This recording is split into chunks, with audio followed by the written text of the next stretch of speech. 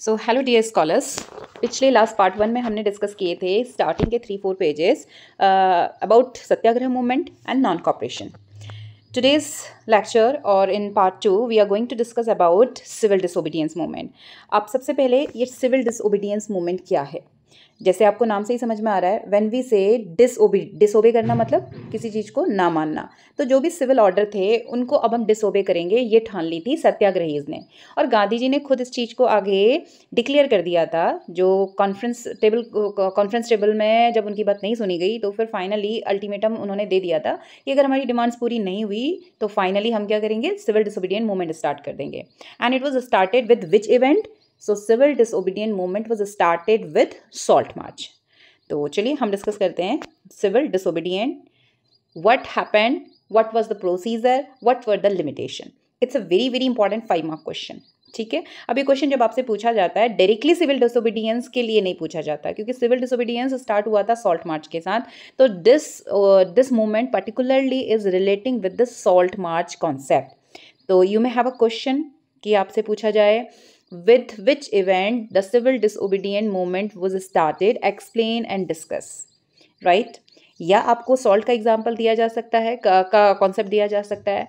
Y do you think Gandhi ji adopted salt as a strong symbol to in support of that nationalism और to achieve this Swaraj.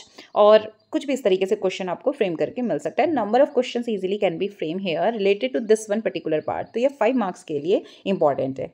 ठीक है, remember this question is very important for 5 marks. Yes, at the same time limitations आगे हम पढ़ेंगे. क्या limitations थी civil disobedience movement की, that is also a separately 5 marks important question. तो अभी जब चलते हैं हम डिसोबीडियंस मूवमेंट को सिंपली स्टडी कर लेते हैं. So February 1922 Mahatma Gandhi decided to withdraw the non cooperation. जब चौरी चौरा इंसिडेंट हुआ था तो वहाँ गांधी जी ने विड्रॉ कर लिया कि भाई हमने तो नॉन वायलेंस को फॉलो करने की बात कही थी, but that Chauri Chaura event और many places also this movement was turning into violent. So by seeing this, जो भी भाई खून खराबा, लड़ाई झगड़ा, ये सब देख करके गांधी जी ने मूवमेंट को कॉल्ड ऑफ करवा दिया. कॉल्ड ऑफ मतलब रुकवा देना. ठीक है. ही फेल्ट दैट सत्याग्रहीज, अब क्यों ऐसा क्यों लगा उन्हें लगा कि अभी भाई ये लोग काफ़ी वायलेंट हो चुके हैं. So he thought satyagrahis would needed to be properly trained before they would be ready for the mass struggle. Some leaders wanted participate in election set up by the Government of Indian Act 1919. तो गांधी जी इसके लिए मना कर रहे थे, but कुछ Congress party के members चाहते थे कि भाई ये जो इलेक्शन होना है हम इसमें पार्टिसिपेट करें. CR Das and Motilal Nehru form the Swaraj party. अब कुछ लीडर्स का मानना था कि हमारी इंडिया की अपनी पार्टी होनी चाहिए. स्वराज के लिए फ्रीडम फाइट चल रही थी, so they form the Swaraj Party. Jawaharlal Nehru and Subhash Chandra Bose pressed for more radical mass agitation and for full independence. तो सोसाइटी में 2 तरह के ग्रुप काम कर रहे थे. एक जो वायलेंस के साथ ही आगे चल रहे थे, बट दूसरी तरफ गांधी जी के फॉलोअर जो कि नॉन वायलेंस पे बिलीव करते थे. So the effect of the worldwide economic depression lead to the fall in agriculture prices from 1926 to collapse after 1930. अब इसके बाद क्या हुआ, पहले तो फूड शॉर्टेज आई. ये इंपॉर्टेंट है, इस चीज़ को आप समझ लीजिएगा, आगे आपके फिर से दोबारा क्वेश्चन रेज होगा. सो when we talk about the world wide economic depression, ये जो वर्ल्ड वाइड इकोनॉमिक डिप्रेशन आया था बच्चा, तो ये बेसिकली एक्स्ट्रा सरप्लस अमाउंट में फूड प्रोडक्शन हो जाने की वजह से आया था. ठीक है. So that was the fall in agriculture prices. अब एक्चुअली हुआ क्या था, फॉल इन एग्रीकल्चर प्राइजेस यानी हर कंट्री में ABCDEF जितनी भी कंट्री हैं, हर कंट्री में अभी क्या था कि फूड की बहुत डिमांड थी, और ये कंपैरेटिवली जो फूड ग्रेन थे वो बहुत कॉस्टली हो चुके थे. तो हर कंट्री को लग रहा था कि भाई हम अगर फूड क्रॉप ग्रो करते हैं, पीपल वर कंसीडरिंग कि भाई ये अच्छा बिजनेस है, फूड ग्रो करना एक अच्छा बिजनेस है, इसके थ्रू हम क्या कर सकते हैं, बाई दिस फूड प्रोडक्शन और farming we can earn a lot of profit. तो 1 2 3 मतलब सब जगह लोगों ने ऐसे ही शुरू कर दिया था.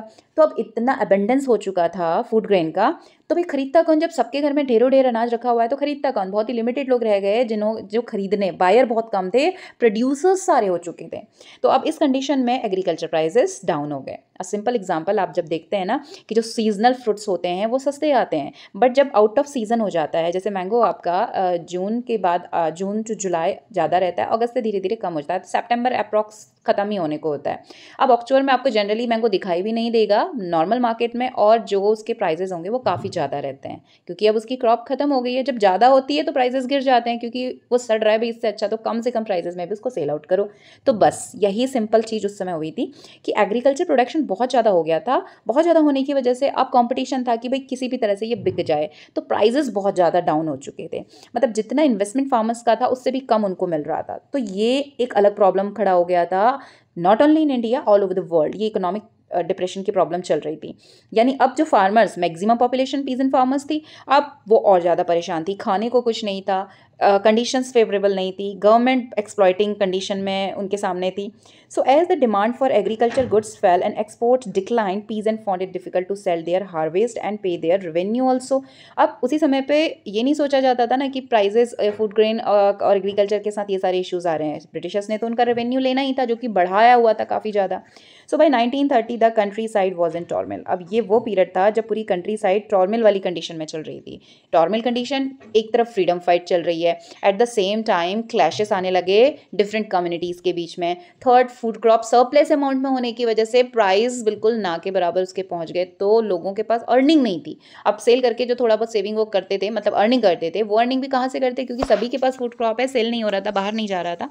सो दीज ऑल थिंग्स, कंडीशंस, जिसने प्रमोट किया फाइनली सिविल डिसोबीडिएंट मूवमेंट को। यानी ऑलरेडी, मतलब ये चीज़ें आपको समझाना क्या चाह रही हैं कि ये सब कुछ इस फेज़ में चल रहा था जिस पीरियड पे हम नॉन सिविल डिसओबीडियंस मूवमेंट को स्टार्ट करने की बात कर रहे हैं। तो उसके 3-4 साल पहले ये सिनेरियो बना हुआ था। तो अभी लोग कैसे हैं, बहुत डिस्टर्ब हैं, परेशान हैं, और ऐसे में अब उनको भी समझ आ रहा था कि ब्रिटिश गवर्नमेंट बहुत क्रूअल फेस के साथ उनके सामने है।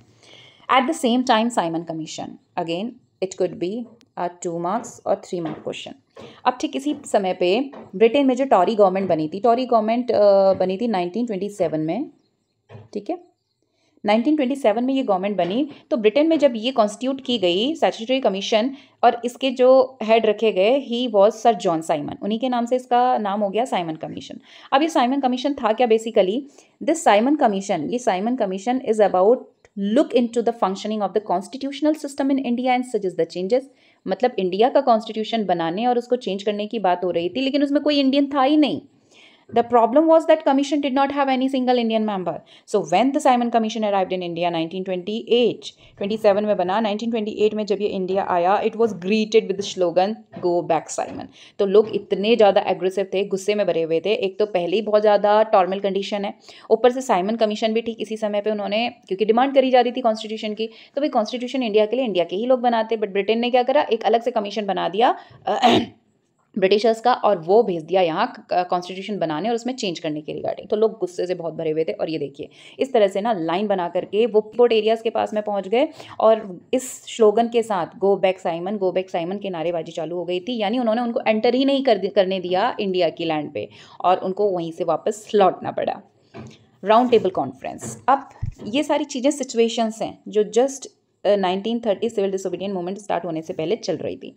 राउंड टेबल कॉन्फ्रेंस के लिए फिर से गांधी जी को इनवाइट किया गया। So Lord Irwin announce October 1929 vague offer the dominion status of India as an unspecific future and a round table conference to discuss the future constitution of India. अब मालूम नहीं था कि इंडिया में आगे होना क्या है, क्योंकि एक तरफ गवर्नमेंट की डिमांड हो रही थी, दूसरी तरफ ब्रिटिशर्स तो जा नहीं रहे थे, ना ही हमारे इंडियंस के लिए फेवरेबल पॉलिसीज होती थी। फ्यूचर वॉज कम्प्लीटली अनडिसाइडेड, अनप्रिसाइडेड, समझ नहीं आ रहा था कि क्या होने वाला है। तो इसी समय पे राउंड टेबल कॉन्फ्रेंस का प्लान किया गया, लॉर्ड इरविन ने अनाउंस किया। So this lead not satisfied the Congress leader, the radicals within the Congress lead by Jawaharlal Nehru and Subhash Chandra Bose became more assertive. अब this did not satisfied the Congress leader. अब कांग्रेस लीडर को, मतलब Congress party was divided as the 2 branches. कुछ तो इसमें थे radical और कुछ थे मॉडरेट, ठीक है। अब ये मॉडरेट कौन होते हैं? जो नॉन वायलेंस पॉलिसी के साथ काम कर रहे होते हैं, right. These were basically with the non violence, ये नॉन वायलेंस के साथ काम कर रहे होते हैं, यानी ज़्यादा मारधाड़ में इनका भरोसा नहीं रहता है, राइट। और जो रेडिकल्स हैं, ये चेंजेस चाहते हैं, राइट। अब ये 2 ग्रुप एक तरीके से काम कर रहे थे कांग्रेस पार्टी के अंदर में ही, जिसमें कुछ तो थे नॉन वायलेंस गांधी जी के फॉलोवर, और कुछ थे काफ़ी एग्रेसिव टाइप के, जिसमें हमारे जवाहरलाल नेहरू और सुभाष चंद्र बोस, इस तरह के लीडर, जिनका मानना था कि भाई सिंपली रिक्वेस्ट करने से हमें नहीं मिलने वाला स्वराज, तो ये भी सेम इस पॉलिसी को फॉलो करने लगे। अब ऑफकोर्स ये हर चीज़ के लिए गांधी जी के साथ एग्री वहाँ पर नहीं करते थे जहाँ हर बार रिक्वेस्ट की बात होती थी। So in December 1929, under the presidency of Jawaharlal Nehru and the Lahore Congress, formalized the demand of पूर्ण स्वराज और फुल इंडिपेंडेंस फॉर इंडिया। अब इन्होंने फाइनली बोला कि भाई बहुत मूवमेंट लड़ लिए, किसने? ये जो रेडिकल्स थे। कौन थे रेडिकल्स? इस तरह के लीडर लाइक जवाहरलाल नेहरू, सुभाष चंद्र बोस। तो इन्होंने बोला कि मूवमेंट बहुत हो गया, अब हमें चाहिए पूर्ण स्वराज, राइट? दे नाउ स्टार्टेड डिमांडिंग अ पूर्ण Swaraj. So it was declared that 26 January 1930 would be celebrated as Independence Day. मिली नहीं थी independence, but first MCQ and the 1 mark question, when was our first independent day was announced? तो सबसे पहले 26 जनवरी 1930 को इन्होंने अपने को डिक्लेयर कर दिया था कि बस बहुत हुआ, अब आज के बाद हम ब्रिटिशर्स की बात नहीं मानने वाले हैं, अपने मन से खुद से ये आज़ाद हो चुके हैं। और सेम मैसेज कंट्री में स्प्रेड हो रहा था ना। The salt march and civil disobedience movement, क्योंकि अब मैक्सिमम लोग यही सुनने और समझने लगे थे कि भाई हमको अब पूर्ण स्वराज चाहिए। So Gandhi ji in the same sequence started a civil disobedient movement, और ये जो सिविल डिसोबीडियंट मूवमेंट था ये स्टार्ट हुआ सॉल्ट मार्च के साथ में। So Mahatma Gandhi found a salt a powerful symbol that could unite the nation. अब ये सिंबल ही क्यों लिया गया? सॉल्ट को ही एज अ वेपन या सॉल्ट मार्च के फॉर्म में इस मूवमेंट को स्टार्ट किया गया। Reason was that because salt was something that was consume by every citizen of the country alike, poor, rich, okay, any community, Muslim, Dalit, Hindus, whatever, different social group, communities, all people were using salt in a similar way. So through this Gandhi tried to show the cruel face of British power. On 31 January 1930, he sent a letter to Viceroy Irwin stating 11 demands. Some of these were the general interest, other were specific demand, different classes, and it was most stirring. अब उसी में से जब आगे letter भेजा गया तो उसमें बहुत सारी डिमांड भेजी गई। So it was with the stating 11 demands. अब उसमें से कुछ तो जनरल इंटरेस्ट थी, मोस्ट ऑफ लोगों से रिलेटेड, और some were specific demand. So most stirring all was the demand to abolish the salt tax. अब इसमें जो सबसे इंपॉर्टेंट इशू उन्होंने हाईलाइट किया हुआ था कि सॉल्ट पे जो टैक्स लगा हुआ है इंडियन के ऊपर वो हटा दिया जाए।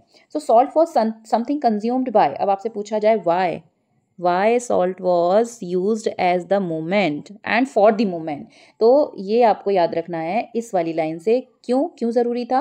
Because salt was something consume by the rich and poor alike, ये सबसे इंपॉर्टेंट चीज थी।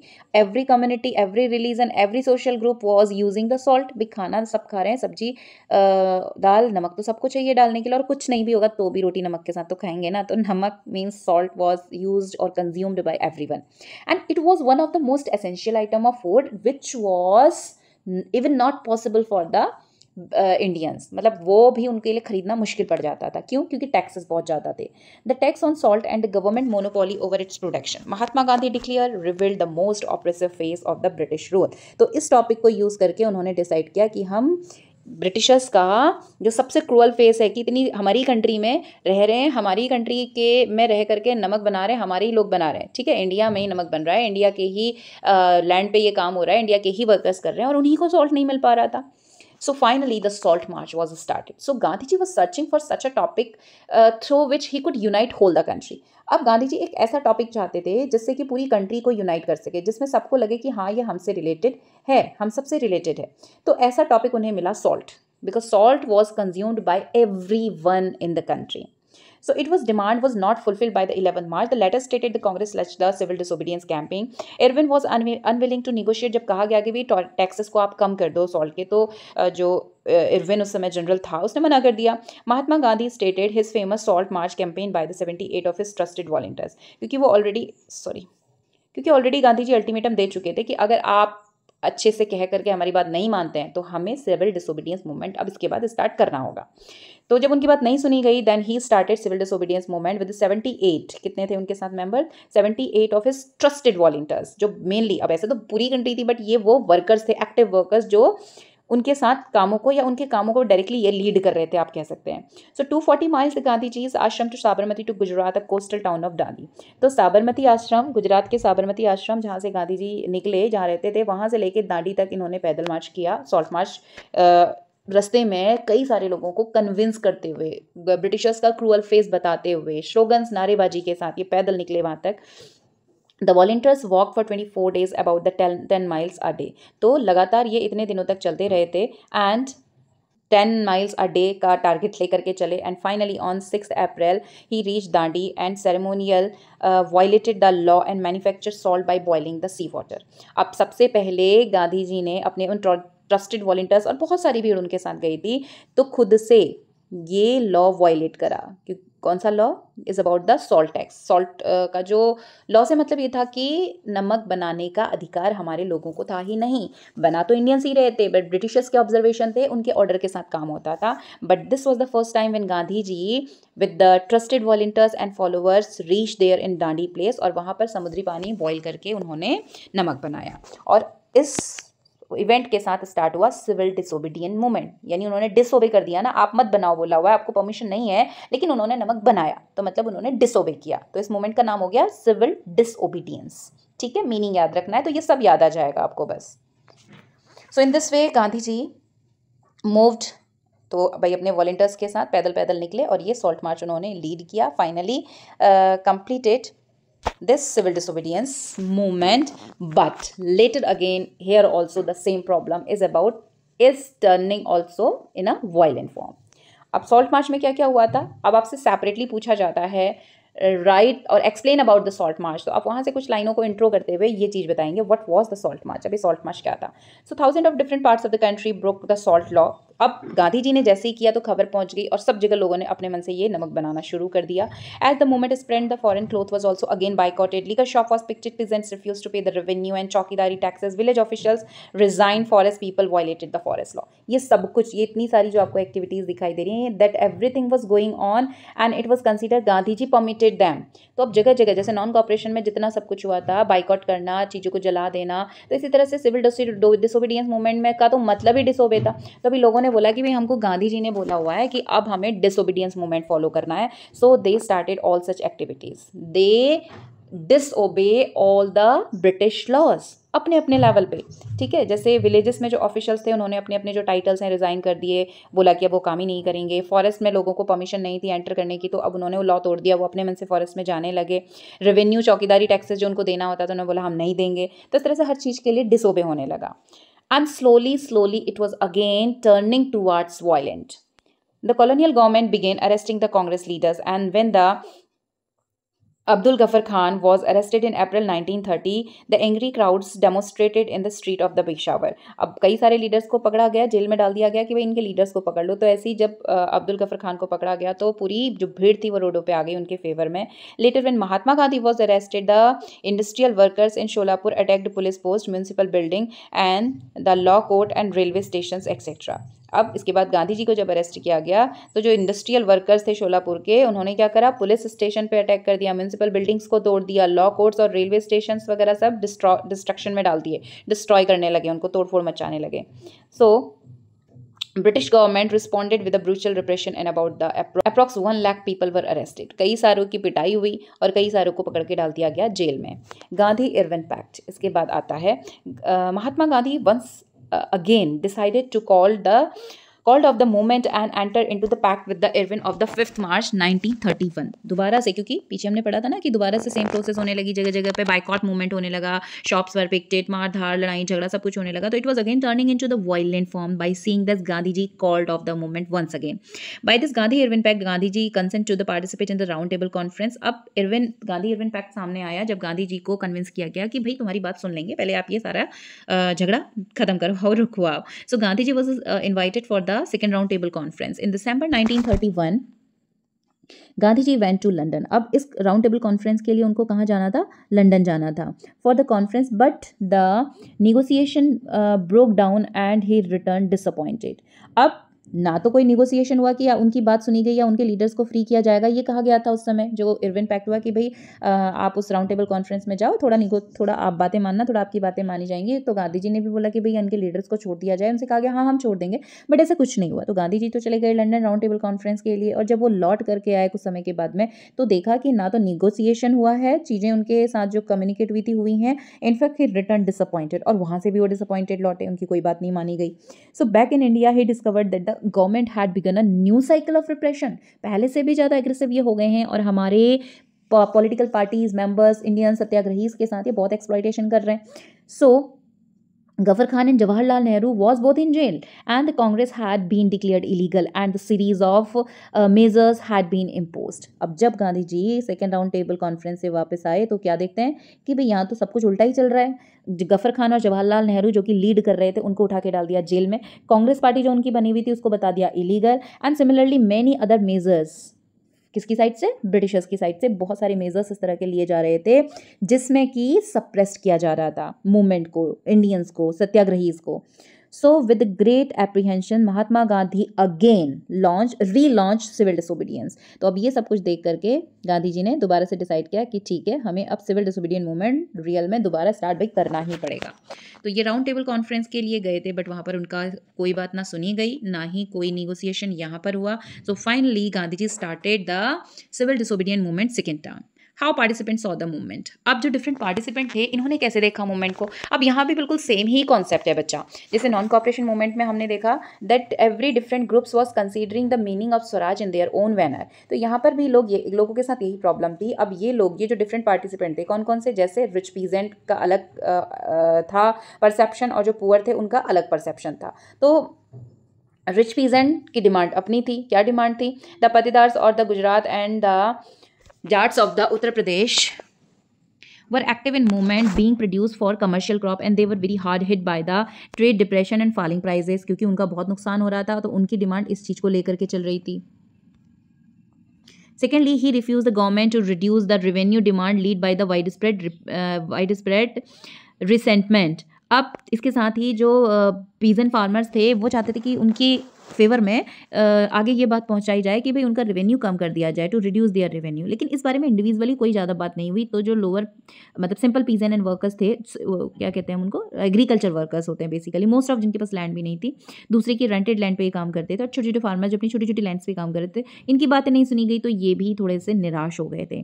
These rich peasant and become enthusiastic supporter of the civil disobedient movement, but they were deeply disappointed when the movement was called off in 1931. So first time movement start हुआ था तो बहुत सारे लोगों ने पार्टिसिपेट किया और बहुत एक्टिवली किया, लेकिन सेकंड टाइम पे लोग ना थोड़े से मतलब स्लो डाउन हो चुके थे.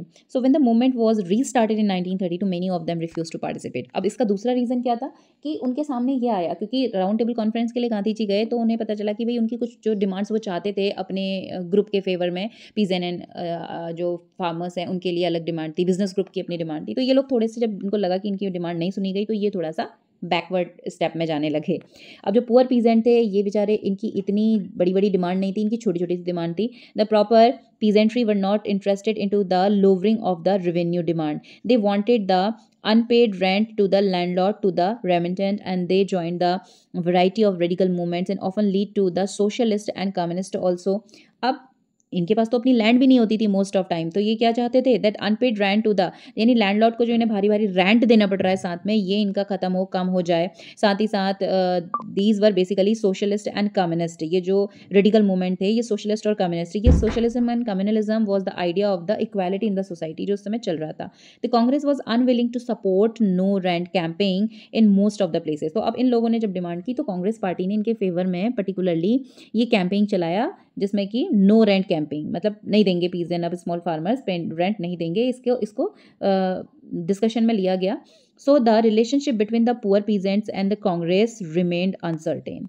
अब एक दो बार बात की, बस उसके बाद ये बात हो गई खत्म. लेकिन ये चाहते थे कि भाई हमारी डिमांड को आप बार बार आगे लाओ, हमारे फेवर में काम करो, क्योंकि हर कोई अपनी प्रायोरिटीज़ को देख रहा था. तो उनकी बात को जब बहुत ज़्यादा आगे प्रायोरिटीज़ पे नहीं लिया गया तो ये जो स्मॉल फार्मर्स थे ये भी हो गए नाराज़. Then differently the other group was how the participant saw the movement. तो यहाँ पर हम अलग अलग ग्रुप्स की बात कर रहे हैं. अब यहाँ पर है बिजनेस क्लास. अभी जो बिजनेस क्लास थी इन्होंने मूवमेंट को कैसे लिया, इनकी अपनी डिमांड थी. So during the first world war, of course हमने पढ़ा था ना 1914 से 18 के बीच में जब वर्ल्ड वार चला तो प्रोडक्शन बहुत अच्छा बूम हुआ था. तो अभी ये जो बड़े बड़े मर्चेंट और इंडस्ट्रियलिस्ट बन चुके थे, छोटे छोटे जो ट्रेडर्स थे वो धीरे धीरे ग्रो करने लगे और उस पीरियड में, और उसके बाद एक अच्छा सेटअप इन्होंने बिजनेस का अपना बना लिया था. They wanted the protection against the import of the foreign goods and the rupees stealing foreign exchange ratio that would discourage import. तो अब ये अपने फेवर में क्या चाहते थे, ये लाइन याद रखना आप, ये स्पेशली इनकी एक्सपेक्टेशंस थी. ठीक है। इनकी एक्सपेक्टेशन क्या थी कि भाई रुपीज़ ट्रिलियन फॉरेन एक्सचेंज का रेशियो जो है वो इनके लिए फेवरेबल हो जाए, इंपोर्ट ना आए, कंट्री में बाहर से चीज़ें ना खरीदी जाएं, क्योंकि जब बाहर से चीज़ें आएंगी तो फिर हमारी चीज़ें नहीं बिक पाएंगी। तो बेसिकली जो इंडियन प्रोड्यूसर्स हैं उनको प्रमोट किया जाए। लेकिन ब्रिटेन से सब कुछ लाता था, कपड़ा और बहुत सारे और प्रोडक्ट लाता था और लो प्राइजेस में बेचता था, तो लोग उसको खरीद लेते थे। तो ये ऐसा नहीं चाहते थे। तो ये चाहते थे कि ना तो बाहर से इंपोर्ट हो और ना ही फॉरेन एक्सचेंज का रेशियो रखा जाए, और मतलब उनके फेवर की डिमांड वो यहाँ पर कर रहे हैं। दे form the Indian industrial and commercial Congress. आपसे पूछा जाएगा MCQ में, so Indian industrialist and commercial Congress, ठीक है। आपको इसका फुल फॉर्म याद रखना है। 1920 and the federation of the Indian chamber of the commerce and industries also, इसका भी फुल फॉर्म आप याद रखेंगे। अब ये थी जो बिजनेस क्लासेस थी उनकी डिमांड, बट इनकी एक इंडिविजुअल डिमांड लेकर के थोड़ा ना गई थी कांग्रेस पार्टी या गांधी जी जब कॉन्फ्रेंस के लिए गए, तो बहुत सारी डिमांड उसमें थी, लेकिन ये चाहते थे भाई पहले हमारी बात को सुना जाए। So that lead by the prominent. अब ये जो बिजनेस क्लासेस की डिमांड थी इसको लीड करने वाले कौन थे? उस समय के जो प्रोमिनेंट इंडस्ट्रियलिस्ट थे, पुरुषोत्तम दास ठाकुर दास एंड GD बिरला, जो कि आपके आज का ग्रुप आप देखते हो, Ghanshyam Das Birla.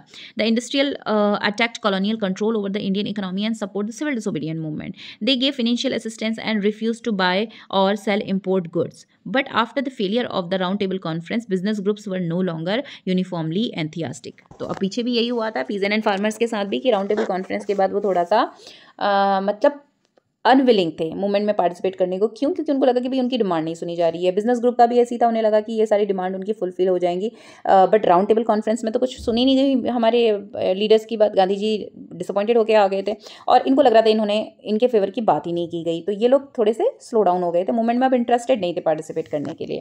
But after the failure of the round table conference, business groups were no longer uniformly enthusiastic. They were apprehensive of the spread of the militant activities and worried about the prolonged disruption of the business as well as of the growing influence of the socialism and among the younger member of the Congress. अब बहुत कुछ चल रहा था बच्चा, बहुत confusing condition थी। देखो एक तरफ तो कंट्री में फ्रीडम फाइट चल रही है, उसी फ्रीडम फाइट में जो सिविल डिसोबीडियंस मूवमेंट हुआ तो अलग अलग सोशल ग्रुप्स हैं प्रोफेशन वाइज, और इन सबकी अपनी अपनी डिमांड है। ये अपनी डिमांड्स को फुलफिल करवाना चाह रहे थे, तो जब इनको लगा कि भाई इनकी डिमांड को आगे नहीं रखा गया है तो ये थोड़ा सा निराश हो गए। दे वर ऑल्सो डिसअपॉइंटेड, और फिर धीरे धीरे इन सारे ग्रुप ने क्या करा, विड्रॉ करना शुरू कर दिया मूवमेंट से। एंड देन द इंडस्ट्रियल, अब जो इंडस्ट्रियल क्लास थी उसका भी सेम इसी तरह से जैसे बिजनेस क्लासेस की डिमांड थी, उनकी भी सेम डिमांड थी, वो भी भाई अपने फेवर में चीज़ें चाहते थे। So they also having their own personal demand, जो उन्हें लगा कि भाई सुनी ही नहीं गई है।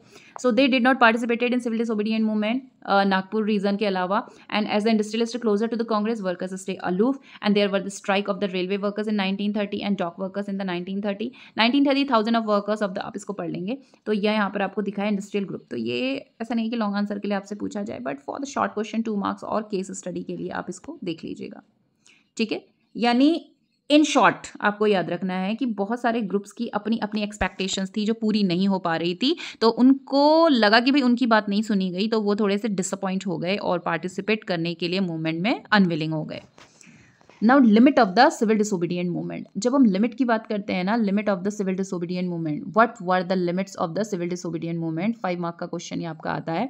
तो यहाँ पर जब हम लिमिट की बात कर रहे हैं, so you have to remember we are talking about the particular factors which slow down the speed of this civil disobedience movement, वो फैक्टर कहलाएंगे limit of the civil disobedience, ठीक है। यानी उसके लिए लिमिटेशंस बना रहे थे उस मूवमेंट को। लिमिट का मतलब क्या होता है, आगे ना बढ़ पाना। हमने एक लिमिट बना दी, उस लिमिट से आगे हम नहीं बढ़ पा रहे। तो इसी तरह से कुछ ऐसे फैक्टर्स थे जिसकी वजह से ये सिविल डिसोबीडियंट मूवमेंट आगे स्पीड अप नहीं हो पा रहा था। तो वो फैक्टर्स क्या क्या थे, let's start this. Not all the social groups were moved by the, this is important question for 5 marks, very important, बहुत अच्छे से याद कर लेना और बहुत सिंपल है, समझ लीजिए। Not all social groups were moved by the abstract concept of Swaraj, हर किसी का अपना मानना था। One such group was the nations of untouchable and they had begun to call themselves as the Dalit or oppressed. अब दलित community को लग रहा था कि भाई इनको तो कभी भी इक्वल चांस दिया ही नहीं गया, इनके बारे में नहीं सुना जाता है, इनके लिए कोई इक्वल राइट्स नहीं है और बाद में भी ऐसा ही रहेगा, तो फिर हम क्यों ही पार्टिसिपेट करें मूवमेंट में। For long the Congress had ignored the Dalit and for fear of the offending to the Sanatanis. अब इनको लग रहा था कि सनातन धर्म वाले यानी अपर क्लास जो ब्राह्मण हैं उन्हीं का डोमिनियंस रहेगा, हमें तो राइट्स ही नहीं मिलेंगे, तो हम मूवमेंट में पार्टिसिपेट क्यों ही करें। Mahatma Gandhi called of the untouchable Harijan and the children of the god of prison. अब ये आपको 1 मार्क में याद रखना है। उनको मोटिवेट करने के लिए गांधी जी ने बोला कि वो अनटचेबल कहलाते हैं, उनको बेसिकली लोग जो थे हरिजन कहते थे। What the actual meaning of Harijan, तो उन्होंने उसे तोड़ के बताया हरि प्लस जन। इस हरिजन को उन्होंने बहुत ही ब्यूटीफुली एक्सप्लेन किया। हरिजन, हरि मतलब भगवान विष्णु, जन का मतलब होता है लोग, यानी जो भगवान विष्णु के बच्चे हैं वो हरिजन है, तो वो तो हमसे भी सुपीरियर है, इस तरह से उन्होंने बोला। And organise the satyagraha to secure them entry into the temples and access the public wells, tank road and schools also. तो जो डिस्क्रिमिनेशन उनका अपनी ही कंट्री में अपने ही लोग कर रहे थे, उस चीज़ के अगेंस्ट उन्होंने एक छोटा सा मूवमेंट स्टार्ट किया, जिससे उनको टेम्पल एंट्री, यानी इनको ना एंटर नहीं होने दिया जाता था। टेम्पल्स में एंट्री क्लोज थी, पब्लिक एरियाज़ में ये नहीं रह सकते थे, यहाँ पर जहाँ पर बाकी कॉमन लोग हैं वहाँ ये अलाउड ही नहीं थे। तो बड़ी पैथेटिक सिचुएशन इनकी थी। पहले तो Indians were also in a very poor condition regarding to the rule regulation economy, मतलब हर तरह से वो पैथेटिक सिचुएशन में थे। ऊपर से ये जो दलित ग्रुप था इसकी हालत तो और ख़राब थी। Now he himself clean toilet to dignify the work of bhangis. अब जब उनको बोला जाता था तो गांधी जी ने खुद, हमने गांधी जी के कैरेक्टरिस्टिक में यानी उनके कैरेक्टर के बारे में एक स्ट्रॉन्ग पॉइंट ये पढ़ा है कि वो कभी भी बिना काम किए दूसरे को भाषण नहीं देते थे, यानी चीज़ों को खुद करते थे और तब उस चीज़ को एक्सप्लेन करते थे। तो उन्होंने उनको थैंकफुल होने के लिए कहा कि भाई अगर ये हमारे लिए काम कर रहे हैं तो हमें तो इनके लिए डबल थैंकफुल होना चाहिए। And he himself do this cleaning work, खुद जा करके उन्होंने ये क्लीनिंग वर्क किया लोगों को मैसेज कन्वे करने के लिए कि भाई सफाई करने से कोई कैसे लो कास्ट या इस तरह का डिस्क्रिमिनेशन के लिए आप उसको कंसिडर कर सकते हैं। They begin the organizing themselves, demanding the reserve seats in the educational institution and separate elections. अब बाद में ये जो कम्युनिटीज़ थी धीरे धीरे ग्रुप बनी, अम्बेडकर जी ने इनको लीड किया and they started demanding a separate electorate. Separate electorate मतलब उन्हें लगा कि भाई आपकी पार्टी में से तो हमको चूज़ किया ही नहीं जाएगा क्योंकि आपके लोग तो हमको लेंगे ही नहीं, तो इससे अच्छा है कि आप हमारा ना सेपरेट इलेक्टोरेट बना दो। They believe the political empowerment would resolve the problem of their social disabilities. Dalit participation in the civil disobedient movement was therefore limited. तो जो उनकी एक्सपेक्टेशंस थी वो पूरी नहीं हुई। In fact they believe the political empowerment to resolve their problem and their social disability, कि उनको उनको रिजर्वेशन मिल जाएगा, उनको इक्वल चांस मिल जाएगा तो उनकी प्रॉब्लम शॉर्ट आउट होंगी। बट ऐसा नहीं हुआ, ऐसा कोई पर्टिकुलर रूल वहाँ पर बना हुआ नहीं था। तो उनको लगा कि भाई हमारी डिमांड तो सुनी नहीं जाती, हम क्या ही इनसे बात करें और क्यों ही इनके साथ मूवमेंट में पार्टिसिपेट करें। Limit of the civil disobedience in another phase, Poona pact. अब हमारे सामने अगली चीज़ निकल के आती है पूना पैक्ट। अब ये पूना पैक्ट आपसे सेपरेटली 3 मार्क का क्वेश्चन हो सकता है, 2 मार्क का क्वेश्चन हो सकता है, 1 मार्क का क्वेश्चन हो सकता है। Doctor Bhimrao Ambedkar organise the Dalit into the depressed classes association in 1930, clashed with Mahatma Gandhi by demanding a separate electorate for Dalit. अब इस दलित ग्रुप को जो ऑर्गेनाइज करने वाले थे वो थे doctor Bhimrao Ambedkar, because he himself belong to a Dalit community और उन्होंने एक्सपीरियंस किया था भाई ये प्रॉब्लम क्या होती है, तो उन्होंने लीड किया उनको। When the British government decided, तो 1930 ये वही वाला पीरियड था जब सिविल डिसोबीडियंट मूवमेंट स्टार्ट हुआ एक तरफ, और दूसरी तरफ दलित कम्युनिटी अपने राइट्स के लिए बोलने लगी। तो देख रहे हैं आप कितनी चीज़ें कंट्री में एक साथ चल रही हैं। एक तरफ फ्रीडम फाइट चल रहा है, एक तरफ सोशल ग्रुप के बीच में क्लैशेस चल रहे हैं, दूसरी तरफ ये अपने लिए रिजर्वेशन की बात करने लगे दलित कम्युनिटी। मुस्लिम कम्युनिटी को लगा कि हम माइनॉरिटी में हैं, हमें भी रिजर्वेशन मिलना चाहिए, हम क्यों इस मूवमेंट में इक्वली पार्टिसिपेट करें। So different clashes were going on, बहुत ही टॉर्मल सिचुएशन उस समय हो गई थी। So when the British government considered Ambedkar's demand Gandhiji's begin a fast unto death. अब ब्रिटिशर्स तो चाहते ही थे डिवाइड एंड रूल, कि ये आपस में लड़ते रहें और हम आराम से रूल करते रहें, ठीक है। लेकिन जैसे ही ब्रिटिशर्स ने तो उनकी डिमांड तुरंत एक्सेप्ट कर ली कि ठीक है हाँ अच्छी बात है, ताकि ब्रिटिशर्स उनको अपने फेवर में ले सके, इसलिए उन्होंने डिमांड एक्सेप्ट कर ली। But as it was accepted Gandhi ji fast unto death. तो गांधी जी ने क्या करा, उन्होंने बोला कि भाई मैं ये डिसयूनिटी नहीं होने दूंगा, मैं टुकड़ों में नहीं बंटने दूंगा। वो सेपरेट इलेक्टोरेट के बिल्कुल खिलाफ थे और उन्होंने बोला कि मैं अगर ऐसे ही अगर ये रहा तो मैं अब बिना खाए पिए ही अपने प्राण त्याग दूंगा, मतलब started fast unto death. उन्होंने बोला अब मैं खाऊंगा ही नहीं खाना, और लोगों को कन्विंस करने की कोशिश कर रहे थे। तो Ambedkar ultimately accepted Gandhiji's position and the result was the Poona pact of September 1932। तो जब बार बार कई बार ये चीज़ें हुई तो फाइनली अंबेडकर जी उनकी इस कॉन्सेप्ट को समझ गए कि क्यों गांधी जी मना कर रहे हैं सेपरेट इलेक्टोरेट के लिए, क्योंकि ये चीज़ कंट्री को डिवाइड कर देता और ब्रिटिशर्स यही तो चाहते थे, डिवाइड एंड रूल। तो उन्होंने बोला हमको अभी डिवाइड नहीं होना है, हमको अभी यूनाइट होना है, यूनाइट होकर के ब्रिटिशर्स के अगेंस्ट हमको ये स्वराज की फाइट कंप्लीट करनी है। So it gave reserve seat to the provincial and the central legislative council, but they were to be voted by the general electorate. अब उनसे कहा गया कि भाई ठीक है, हम आपको आगे, आपको अगर ऐसा लग रहा है तो हम कुछ परसेंट सीट रिजर्वेशन में डालेंगे, रिजर्व रहेंगी दलित कम्युनिटीज़ के लिए, लेकिन इलेक्टोरेट सेपरेट नहीं होगा, जनरल इलेक्शन होगा, जनरल इलेक्टोरेट रहेगा। So these all we are learning limits, ठीक है। तो हमने कौन कौन सी लिमिट डिस्कस करी।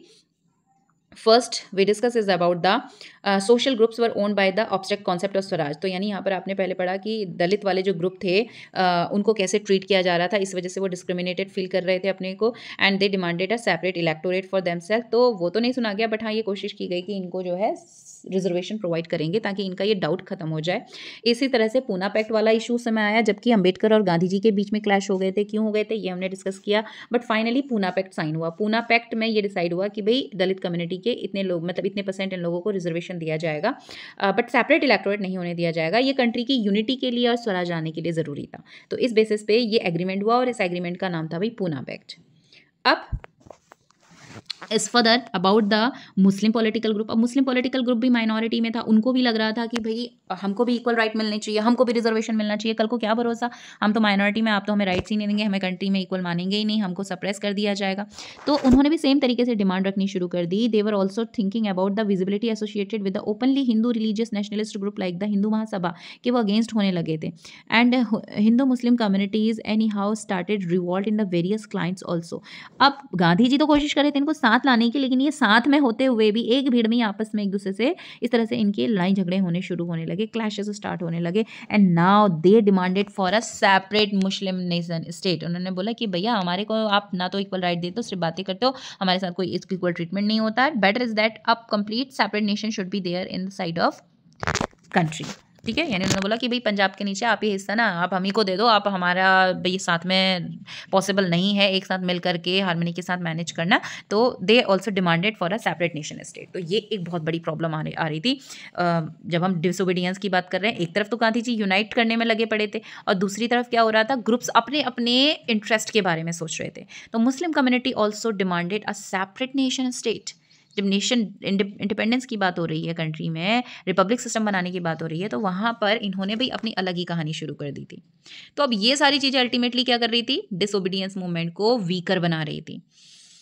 सो resolving the issue of the all party conference 1928 disappeared with the M.R. Jayakar of the Hindu Mahasabha strongly opposed, and when the civil disobedience movement was started, there was thus an atmosphere of the suspicions and the distrust between the communities, and the fear that the culture and the identity of the minority should be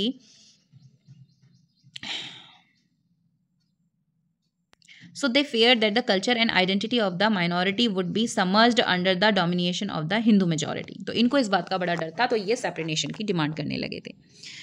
so these all about the civil disobedience movement, जिसमें कि efforts बहुत हुए, और ये सबसे बड़ा movement था। जितने मूवमेंट हमने पढ़ रहे थे 1914 से यहाँ तक, तो civil disobedience movement was the one movement which was in a wider level. और दूसरी इंपॉर्टेंट चीज इस मूवमेंट के बारे में क्या थी, that women also participated actively. तो women participation is also a very important feature of this movement. बाकियों में उनका इन्वॉल्वमेंट नहीं था, but civil disobedient all over the country चला। और इसके बाद आया क्विट इंडिया मूवमेंट, राइट।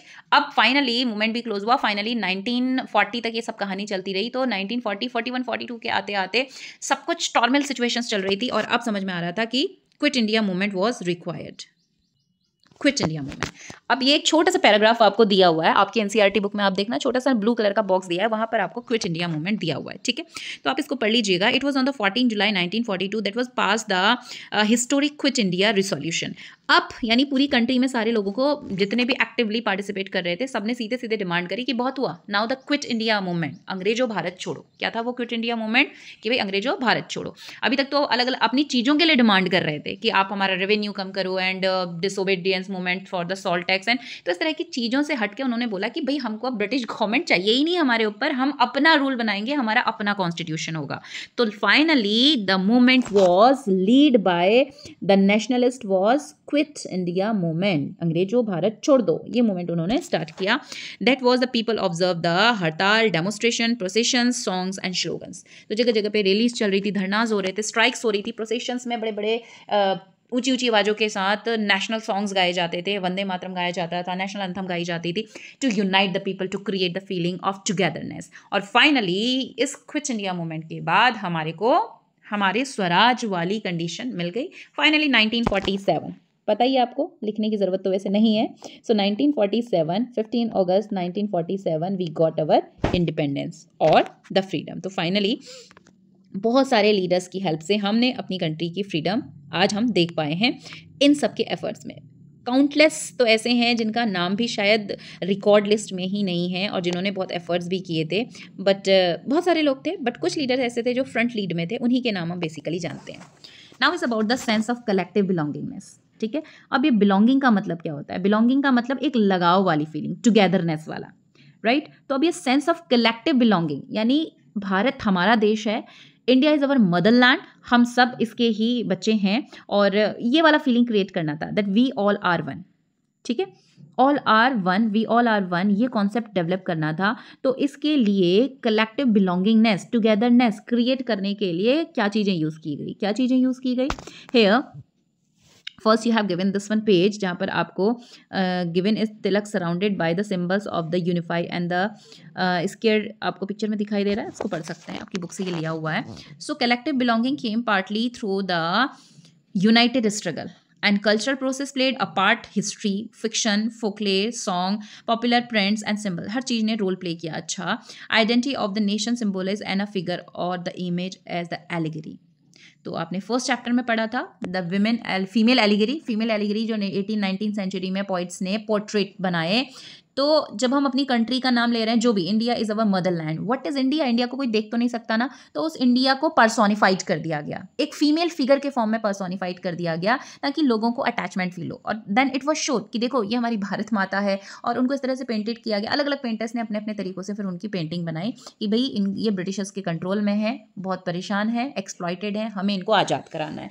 तो एक फीलिंग कनेक्ट कर दी। जब आपके सामने विजुअल होते हैं किसी इंसिडेंट को ना, आप एक्चुअली उस प्लेस पे होके देखते हैं, तो ऑफकोर्स आप ज़्यादा चीज़ को एक्सपीरियंस कर पाएंगे, अंडरस्टैंड कर पाएंगे, और आपको फील ज़्यादा होगा।